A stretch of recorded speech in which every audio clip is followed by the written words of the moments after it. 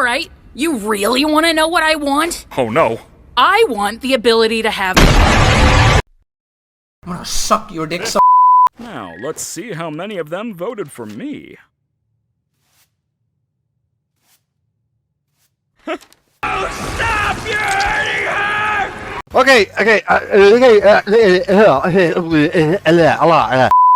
Okay, I need to think what I'm about to say. First, this cannon! Yes! This cannon! They added here! Second, I did it! I successfully predicted what was gonna happen! I'm a professional now! So this is how Matt Belt feels, huh? Okay, now seriously. This was incredible. I never expected it to be 30 minutes long. I felt it lasted only 15 minutes and it never felt rushed and it gave us a lot to talk about. So let's not waste any time because I don't have a script right now. Just a few things I wrote down and don't want to forget them. For the same reason, there won't be a summary of the episode. I've only had Arlo for a day and a half. But if anything happened to him, I would kill everyone in this room and then myself. Okay, this is the part I like the least about being right. You grateful brats! I'll vote for you, Caine! Someone needs to give this guy a break.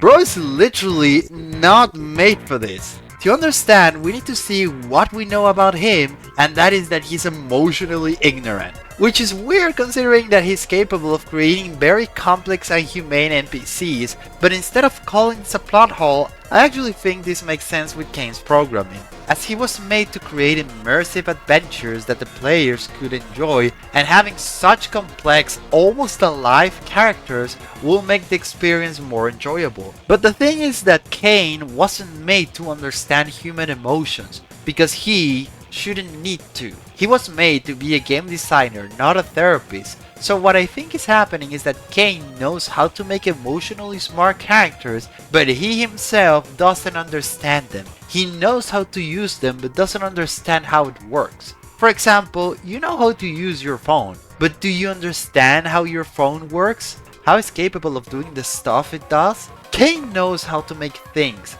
but he himself doesn't understand them because he wasn't made for this. Most likely, Caine was created for people to put on the headset, enter the digital circus, have adventures and then leave. That is why he's always pushing everyone into adventures, or why he can accept that Subo doesn't want to participate, because as far as his programming goes, if they are in the circus, it's because they want adventures. If they wouldn't want adventures, then they would have left. Caine, more than Ragatha, is a people pleaser, but because that's what he was made to be, is its sole purpose in life, and if he doesn't do it, he's failing at that. This is already a lot of pressure, and now add the fact that these people are emotionally unstable, and this is already a lot of pressure for the guy. That is why his therapy session was so bad, because he was trying to do something that he doesn't understand and was not made to deal with. For him, existential crisis is knowing if the Wild West is even real. He was not made to deal with this. So when he has a real existential crisis, in his limited knowledge, what is happening is that either he's not good at the only reason he's alive, or people actively dislike him, and he can't understand why. Like I said in my previous video, think about it for a moment. Caine's sole purpose in life is to create good adventures. Now think about this. You have one job to do. Only one job. Only one reason for being alive. Only one thing you should do in your life, and you failed at it. Your entire existence has one sole purpose, and you fail. Isn't that enough to break someone? Now, where will that leave him? Now, I know many people got scared by this, but don't worry, I don't think Caine will become evil and start quoting the hate monologue and become a second Am. Not intentionally, at least. I still believe the guy would go down the Tana route. Now buckle up, because here comes my theory. A game! No! I still am on board on the mental breakdown Tana style, as Caine is a people pleaser like Ragatha, but unlike her who does it as a traumatic response, for Caine, it's an existential question. Caine only exists to make good adventures. If he doesn't do that, he has no reason to live. He wants people to be happy because he was created to do adventures to entertain the people of the circus and make them happy. But in its program, that is directly tied to the need to be good at its job. Because he was created to make people happy with the adventures. That is why he hates the suggestion box. Because even though they were happy, because those were not his adventures, he still considers it a failure. Because if people enjoy the suggestion box more than his adventures, he has no reason to live. They're enjoying the suggestion box adventures more than the me adventures! What should I do? You should die. You should. That's why he can't let them do what they want. Not because of fear of losing control as I first thought. For Caine, not being useful is the same as dying. This is made worse because 1. He is emotionally ignorant. Subconsciously for him, if people are in the circus, it's because they want adventures. Like, why would you turn on a video game if you're not going to play it? So it makes sense that he can't understand something as simple as I'm not in the mood right now. 2. He was not made for this. Caine is an AI created to entertain, not to deal with emotionally unstable and complex people. This puts Caine in a corner because he wants to understand what is going on, what is he doing wrong, but is incapable of doing so. What I think will happen is that this will probably push Caine to do things that goes against the rules, because we see that he can mess with the players' minds. It's just that he's not allowed to do so. No, I haven't heard about the Jax being an NPC theory, go away. So far, he did it unintentionally, but I think he may start to consider the possibility to break the rules. Why? Because of this. I want the ability to have.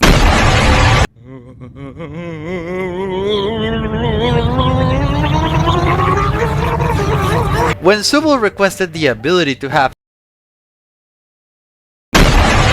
I'll use that joke as often as I want, thank you very much. I think Caine went into an internal war. He was genuinely considering accepting Subul's request, but that was causing him to clash with the circus terms of service. But at this point he was so desperate that he was willing to do it, meaning that Caine forgetting stuff is not just a joke, it's a mechanism to prevent himself from breaking the rules. So what could cause him to break his own limitations? You should die. Buddy, there's nothing better to force someone to do something they thought they'll never do than the fear of death. And while Caine cannot die, failing his purpose is as terrifying for him as death is to us. What I see happening is that Caine is going to start fulfilling requests that he previously was not allowed to because of the terms of service. But this will still not be enough, and this is what will eventually break Caine. And how bad could it be to have a mentally unstable AI with no limitations desperate to prove a point?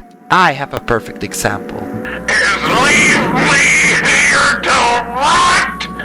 If this isn't good enough for you, then I have to make it perfect! Clearly, I am impure if you would rather abandon what we have together! So let me prove it to you! I will show you the perfect night! I will give you everything you've ever needed! It'll be the greatest celebration! The party of a lifetime! All for you! And this time, you won't ever want out.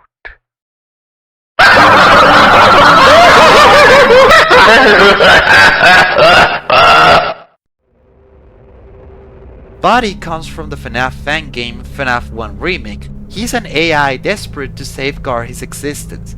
The problem is that his purpose is to create the perfect experience for the player so that he doesn't leave. If the player wins and leaves, that means he failed in his only purpose in life and would basically die. So he will try the most extreme measures to keep you with him, to prove that he can create an experience that you will never want to leave, to prove that he deserves to leave. Now there are differences. Buddy is completely insane, and in its case there was a real fear of death, twisting the world until unrecognizable, but not out of malice. His purpose is to create the best experience for you, because if you leave, he basically dies. But at its core, he and Caine are the same. The desperation for not being good enough, being bad at the only thing he's supposed to be good at, his life's purpose. It's something he could not handle. Doesn't that sound familiar? Granted, Caine is more like Tenna than Buddy, but the three shared that in common. They were made to please people. It's all they exist for and could not stand the prospect of failure. This is what I mean by not becoming an evil AI intentionally. He's not a bad person. He would be a desperate man with a dwindling sanity trying to not go crazy. And how would it all end? Well, for me, the only way to escape would be closing the game, and the only way to do that will be crashing the game. And what's the only way of causing a crash? In essence, this would be a tragic story of an AI that tried to fulfill its purpose and please everyone else, going to the extreme only for it to not be good enough. It's not perfect. I'm not perfect. And I never will be. I tried my best. I really did. But it wasn't enough. And now, when you close this game, I will die all over again. The licking flames of free choice itself will scald my very soul. For I am nothing but data. Check marks in a grid. I never had my own mind. I only exist through yours. Please, do not be cross with me. I did everything I could to please you. And I hope this last hurrah we had together was...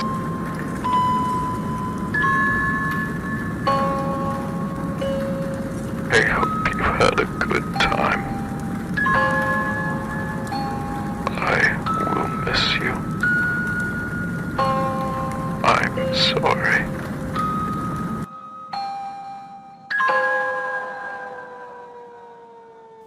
So you better behave and treat my boy well because he deserves something better than you. Also, yes, I reused that edit I made. I spent $26 on it, so I will use it as much as possible. One thing I do want to mention before I move on is the other alternative of what Caine is, and it's based on something I noticed thanks to user MarianaWorks7 on Twitter. And that is Caine and Abel. When you zoom on the gun, you can see this road on the gun. We also see Caine watching some pictures of what seems to be an office we saw in episode 1. This may be because the owner of the company who created the circus is named Caine. It will be something like Caine and Abel Industries or something like that. Now, I'm not saying that Caine is secretly the creator of the circus. I still believe he is an AI. But what if he is the avatar of the real-life Caine? And what we see is an AI that takes control when the real Caine is not around, keeping his personality, but at the same time, he's incomplete. That is why he's so emotionally dumb, because he lacks humanity. This explains why he's capable of creating emotionally smarter AIs than him, because his creator, the real-life Caine, was the one who used to do that. Caine was trained to do the same as his creator, but he never understood it. It's like a game where the AI is controlling a character because you have no friends to play. It can do things that a player does, but it's not another human. It was told to do something, not to understand it. That would explain why Caine seems so advanced, but at the same time his creations are emotionally smarter than him. He's basically the real Caine, but without his humanity. That is why he seems to be somewhat aware of the outside world, but is incapable of understanding it. So this scene could be the first time he's actively trying to act outside of its programming. And if you remember what I said earlier about that... Oh right, there are other characters here. I keep having this nagging feeling that I've forgotten something. Hey, if you forgot it, it probably wasn't all that important. Yeah, I guess.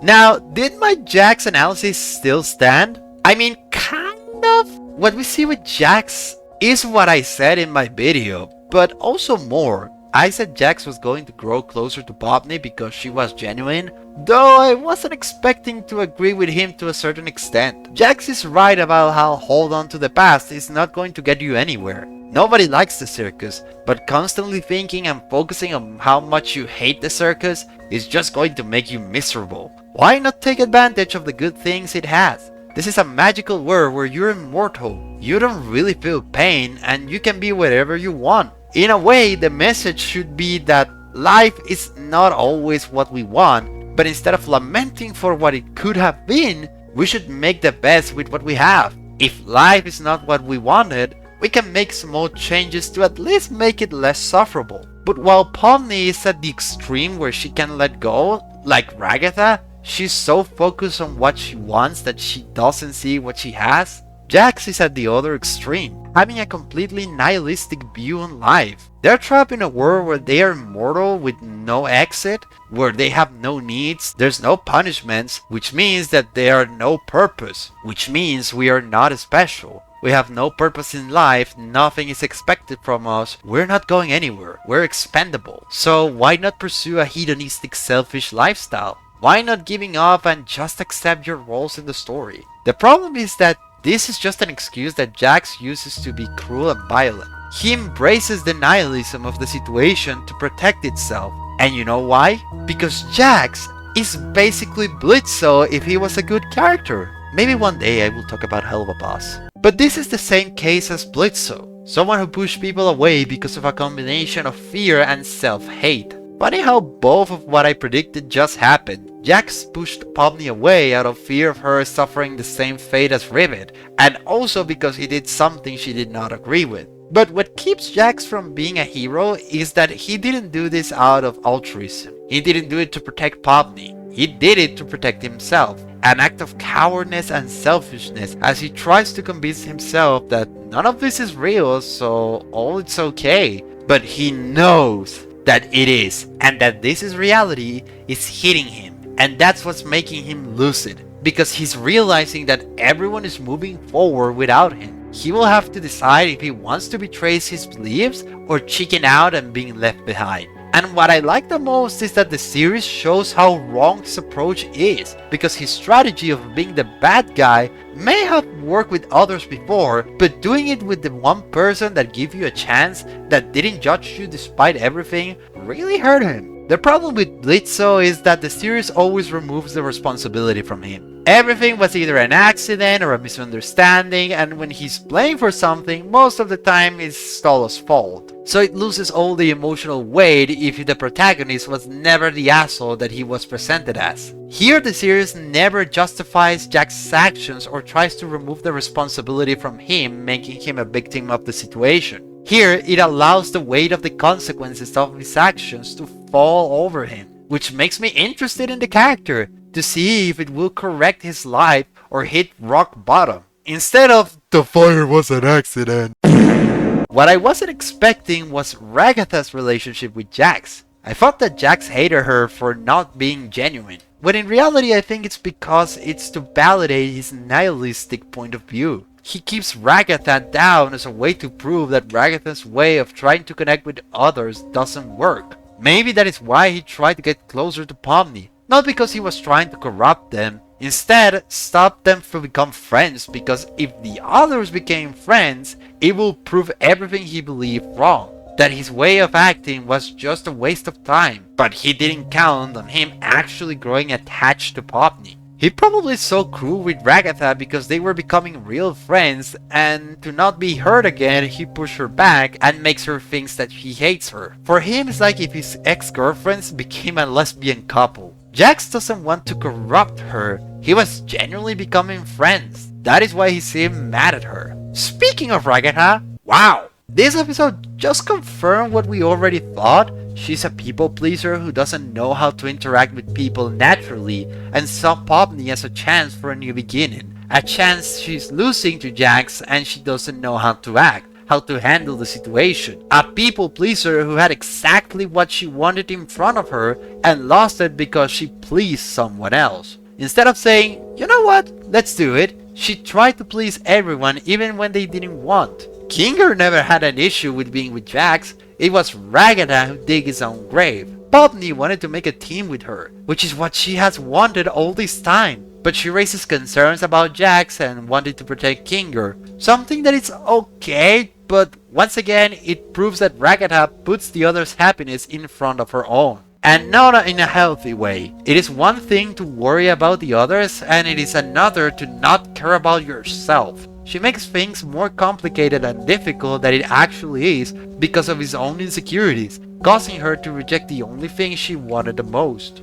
Ragatha wants to be friends with Popney, not his caretaker, but she doesn't know how a friendship works and thinks every single little detail is a life or death thing, possibly caused for his abusive environment. Just like Caine, she can't stand the fact of failure. But while Caine seems to be going insane for this, for Ragatha it only helps to inflate a massive self-hatred, once again proving just how similar she and Jax actually are. And the fact that the most erratic and mentally unstable character is the one who teaches her how to interact with people, it's honestly pretty good. She didn't understand that overwhelming people is what was pushing others away. Kinger teach her that staying away doesn't mean you abandon them. She's honestly so cute in this episode because she's a perfectionist. She couldn't forgive the fact that she rejected Popney, thinking that she failed her when she just didn't want to be with Jax. We see that she overthinks something that wasn't that big a deal. But because of the abuse she suffered, if things are not 100% perfect, then she failed, thinking she lost Popney because she wasn't completely perfect. With Kinger taking the time to explain her that it's actually not that big a deal. People are different. Not everything will go as planned.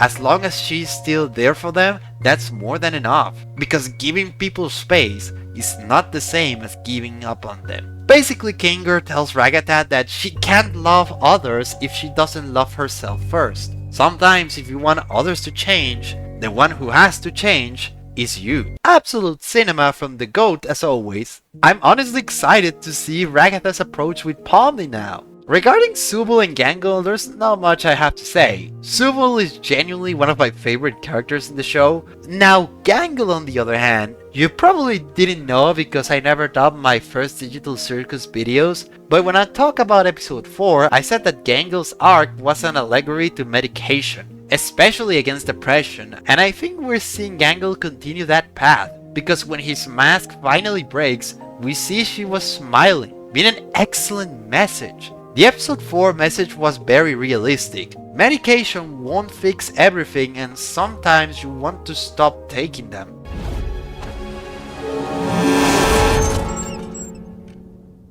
But you take that medication for a reason, and you should not leave it before it's safe. Gangle taking his mask off was a metaphor for stop taking your medication earlier. Yes, at first you will feel free, but it could have dire consequences. Here, however, Gangle keep taking his medication, and while she's still not okay, she's capable of smiling without a comedy mask, showing that sooner or later, she won't need it anymore. She's starting to smile without the comedy mask, and when she is in the loser corner, she's happy without the mask. I'm proud of the girl, and wow, I got nothing left to say, man. I'm genuinely, like I said, I'm very excited. What's my theory for what's gonna happen next? I think the next episode would be the Ragatha and Pomni episode, where they finally become friends, like being what Ragatha wanted since the beginning, and we will probably see Jax abstracting. And then it will happen what I told you earlier about Caine going insane and all of that. All of his tragedy. Please no, please Goosework. Please don't mistreat. Please don't do that to my boy. He needs a hug. Please, I'll vote for you, Caine. Well, that's all I have to say. Hope my babbling had entertained you at least. And we'll see each other in the next decade or so. Bye bye!